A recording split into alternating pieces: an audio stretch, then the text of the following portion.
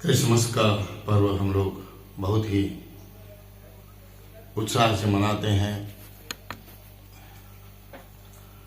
खुशी और आनंद से मनाते हैं।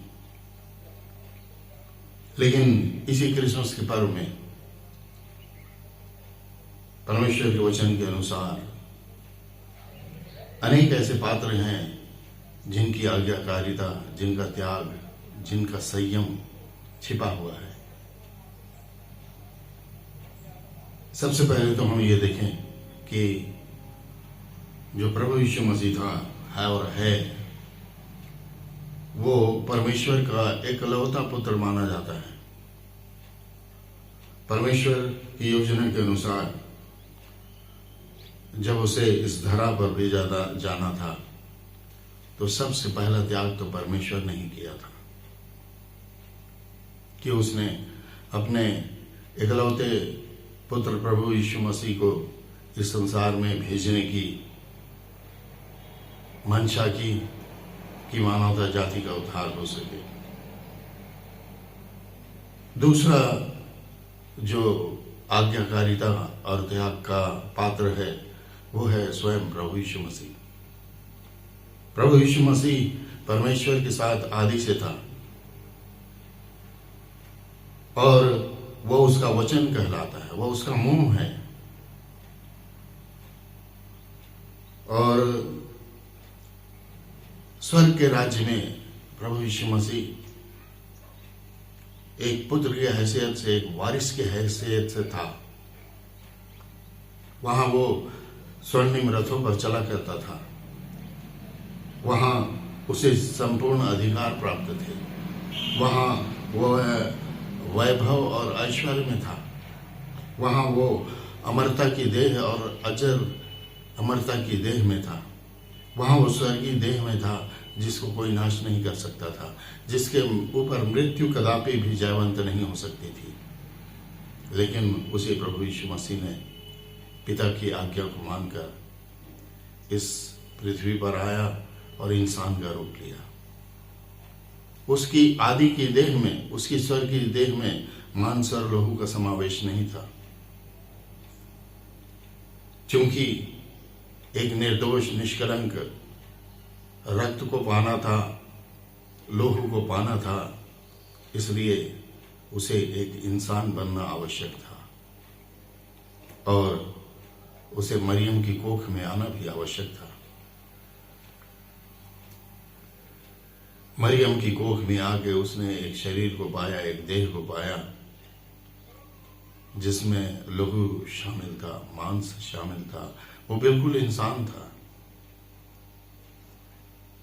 उसने अपना संपूर्ण वैभव ऐश्वर्य छोड़कर इस धरा पर चरनी में, बैतलहम की चरनी में पैदा हुआ और जो जो परमेश्वर उससे कहता था वही कुछ यीशु मसीह करता था। स्वर्ग में न जलन थी, न तपन थी, न कोई शारीरिक कष्ट था, न रोग था, न विकार था, कुछ भी नहीं था।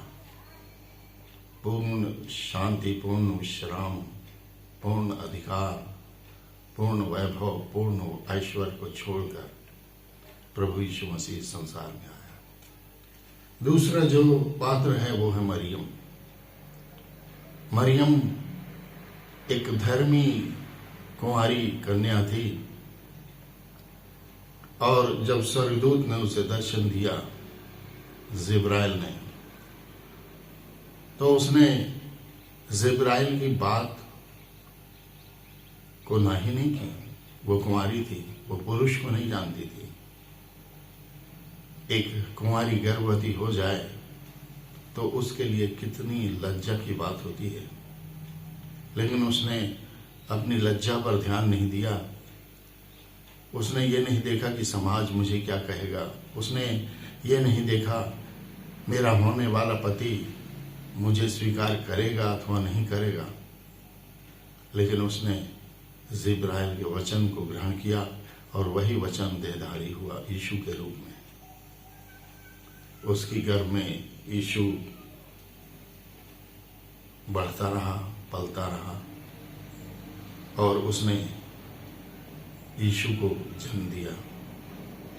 वो परमेश्वरी योजना को पूरी करने में उसने पूरी आज्ञाकारिता दिखाई, उसमें उसका त्याग झलकता है। मरियम के बाद हम देखते हैं कि प्रायः यूसुफ का कहीं जिक्र ज्यादा नहीं आता, लेकिन यूसुफ भी कम पात्र नहीं है। यूसुफ को जब स्वप्न में दर्शन दिया गया तो उसने मरियम को अपने घर में ले आया कि मरियम की कोई बेइज्जती ना हो। अपने घर ले आया और उसके पास बिल्कुल नहीं गया, वो उसका संयम झलकता है यहाँ पर।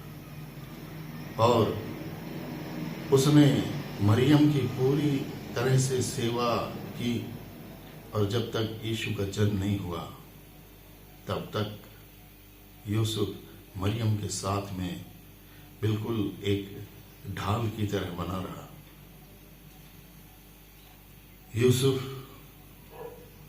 भी एक धर्मी पुरुष था, धनी तो नहीं था, लेकिन उसने प्रभु यीशु मसीह को अपने आवास में स्थान दिया। एक पिता की हैसियत को उसने पूरा किया और यीशु ने भी अपने सांसारिक पिता की आज्ञाओं का भी पालन किया।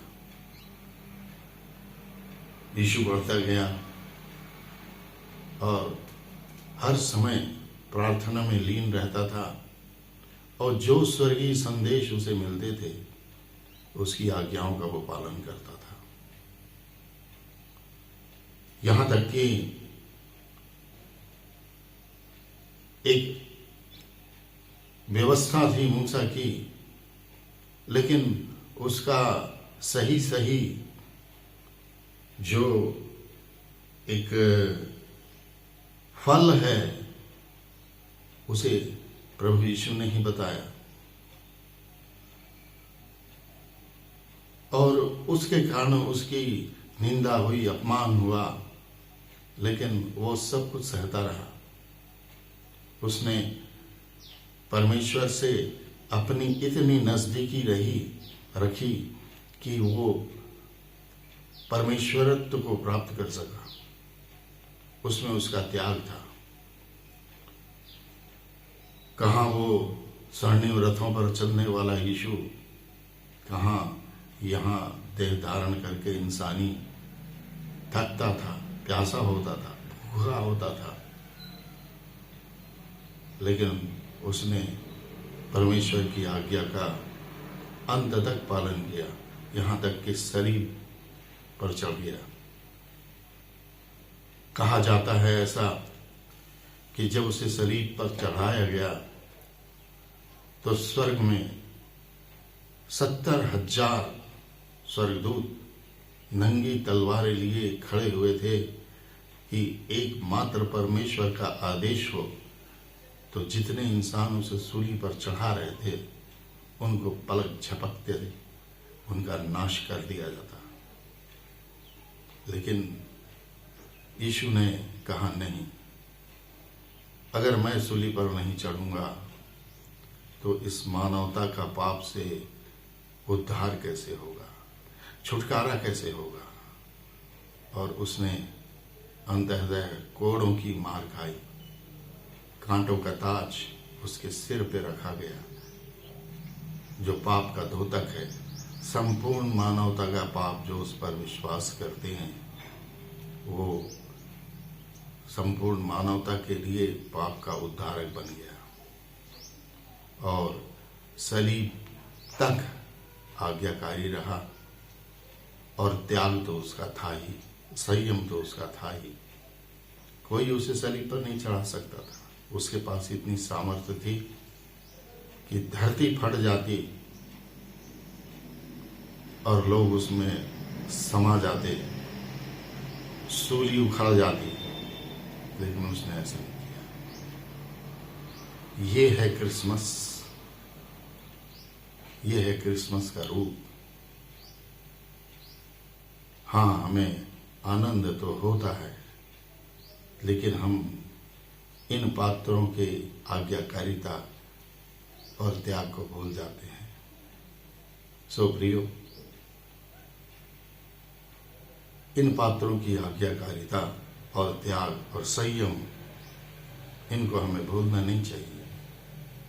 और यह तो निश्चित है कि आज संसार में क्रिसमस बड़े आनंद और खुशी और उल्लास से मनाया जाता है, लेकिन इसके पीछे इनको भूलना नहीं चाहिए।